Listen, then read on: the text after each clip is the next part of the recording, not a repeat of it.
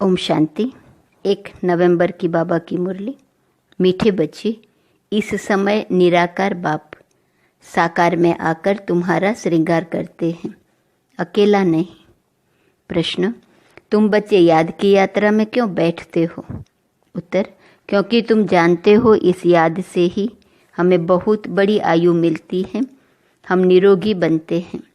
दूसरा, याद करने से हमारे पाप कटते हैं, हम सच्चा सोना बन जाते हैं। आत्मा से रजो तमो की खाद निकल जाती है, वह कंचन बन जाती है। तीसरा, याद से ही तुम पावन दुनिया के मालिक बन जाएंगे। चौथा, तुम्हारा श्रृंगार होगा। 5, तुम बहुत धनवान बन जाएंगे। यह याद ही तुम्हें पद्मा पदम भाग्यशाली बनाती है। इसलिए बाबा कहते याद की यात्रा में बैठना बहुत जरूरी है। ओम शांति। रूहानी बच्चों को रूहानी बाप समझा रहे हैं, यहाँ बैठ तुम क्या करते हो? ऐसे नहीं सिर्फ शांति में बैठे हो, अर्थ सहित ज्ञानमय अवस्था में बैठे हो। तुम बच्चों को ज्ञान है, बाप को हम क्यों याद करते हैं? बाप हमको बहुत बड़ी आयु देते हैं। बाप को याद करने से हमारे पाप कट जाएंगे, हम सच्चा सोना सतो प्रधान बन जाएंगे। तुम्हारा कितना श्रृंगार होता है, तुम्हारी आयु बड़ी हो जाएंगी, आत्मा कंचन हो जाएंगी। अब आत्मा में खाद पड़ी हुई है, याद की यात्रा से वह सब खाद जो रजो तमो की पड़ी है वह सब निकल जाएंगी। इतना तुमको फायदा होता है, फिर आयु बड़ी हो जाएगी, तुम स्वर्ग के निवासी बहुत धनवान बन जाएंगे, तुम पद्मा पदम भाग्यशाली बन जाएंगे। इसलिए बाप कहते हैं मन मना भव, मामेकम याद करो। कोई देहदारी के लिए नहीं कहते, बाप को तो शरीर है नहीं। तुम्हारी आत्मा भी निराकार थी, फिर पुनर्जन्म में आते आते पारस बुद्धि से पत्थर बुद्धि बन गई है, अब फिर कंचन बनना है। अभी तुम पवित्र बन रहे हो, पानी के स्नान तो जन्म जन्मांतर किए, समझा हम इससे पावन बनेंगे, परंतु पावन बनने बदले और ही पतित बन नुकसान में पड़े हो, क्योंकि यह है ही झूठी माया। झूठ बोलने के संस्कार हैं सबके। बाप कहते हैं मैं तुमको पावन बनाकर जाता हूँ, फिर तुमको पतित कौन बनाता? अभी तुम फील करते हो ना, कितना गंगा स्नान करते आए, परंतु पावन तो बने नहीं। पावन बनकर तो पावन दुनिया में जाना पड़े।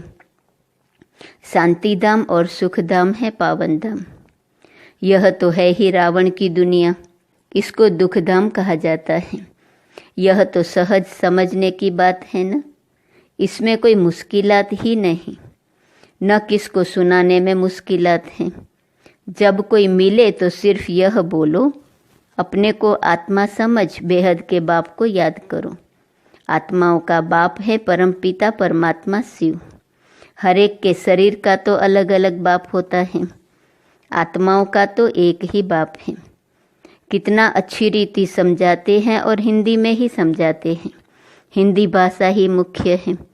तुम पद्मा पदम भाग्यशाली इन देवी देवताओं को कहेंगे ना, यह कितने भाग्यशाली हैं।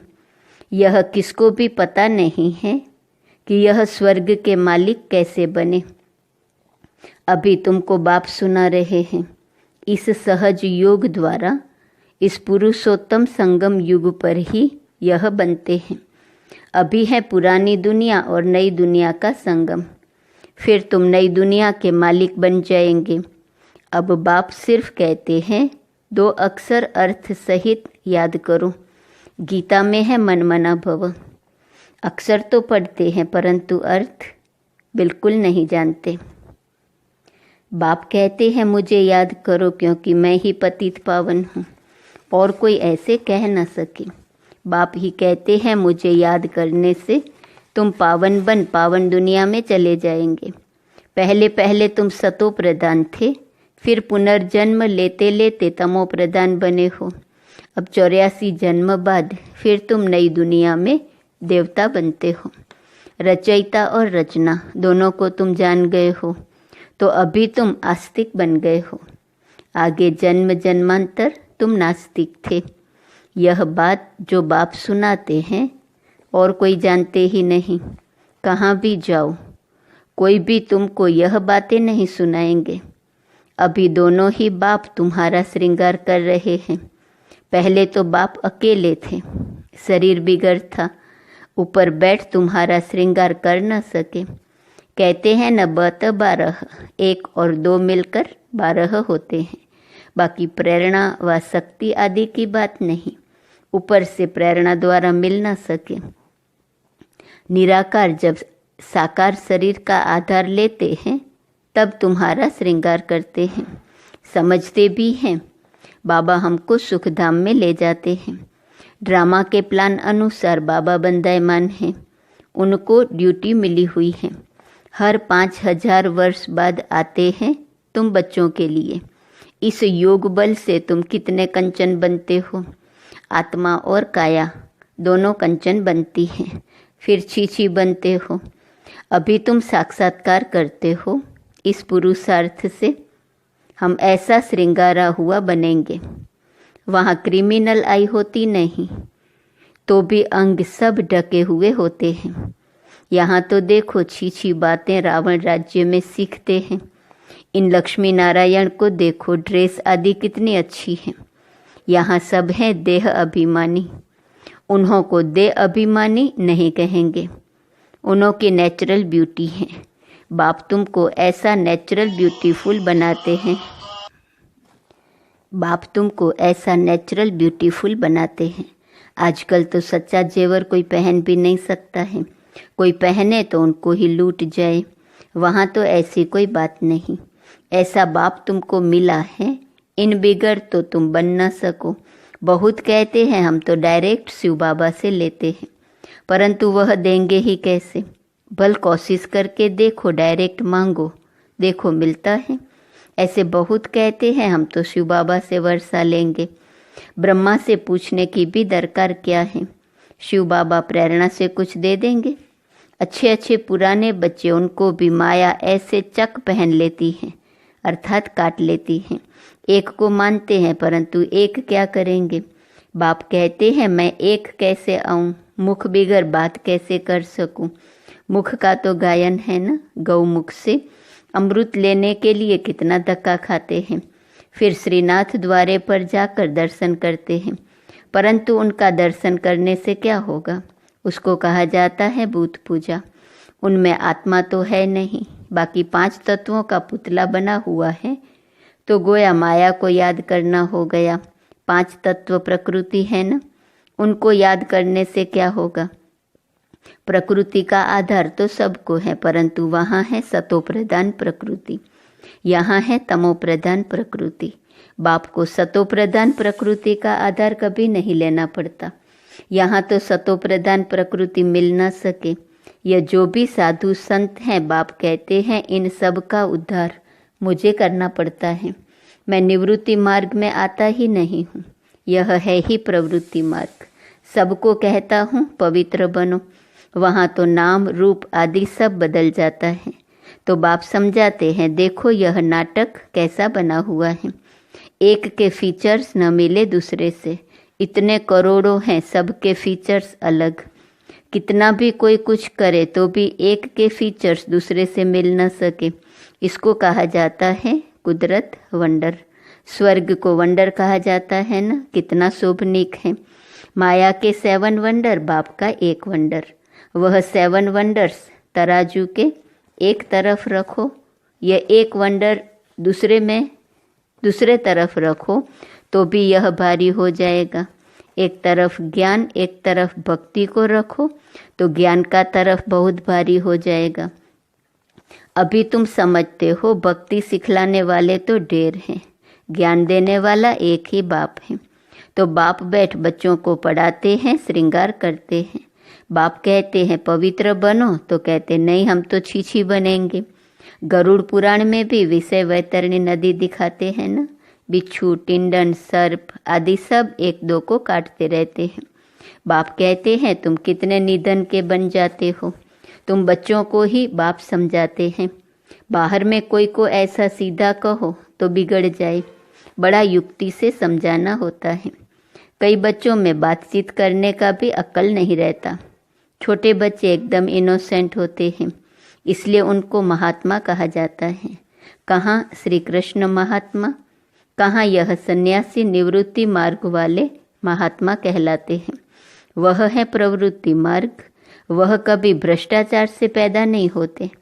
उनको कहते हैं श्रेष्ठाचारी। अभी तुम श्रेष्ठाचारी बन रहे हो। बच्चे जानते हैं यहाँ बाप दादा दोनों इकट्ठे हैं, यह जरूर श्रृंगार अच्छा ही करेंगे। सबकी दिल होंगी न।